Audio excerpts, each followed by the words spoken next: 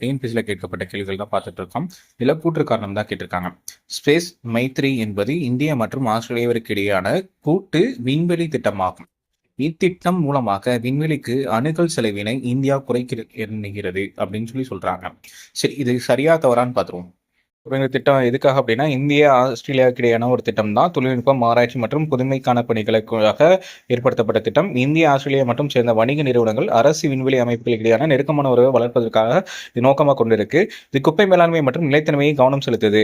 இது 450 கிலோ எடையுடைய ஆப்டிமிஸ் விண்கலம் இன்று வரை ஆஸ்திரேலியாவின் வடிவமைக்கப்பட்ட கட்டமைக்கப்பட்ட மிகப்பெரிய விண்கலமாகும். இது இஸ்ரோவின் சிறிய செயற்கைக்கோள் ஏவுதளம் மூலமாக SSLV மூலமாக ஏவப்பட இருக்கு. இந்த திட்டம் இந்தியா ஆஸ்திரேலியாவுக்கு இடையானது அப்படிங்கிறது சரியான ஒண்ணு. இது மட்டும் இல்லாம இதுக்கான காரணம் இது மூலம் விண்வெளி அணுகலை செலவினை குறைக்கிறதுக்கு இந்தியா எண்ணுகிறது அப்படின்னு சொல்லி கொடுத்திருக்காங்க. காரணம் தவறு. அப்ப கூற்று சரி, காரணம் தவறு அப்படிங்கிறது தான் சி ஆன்சர்.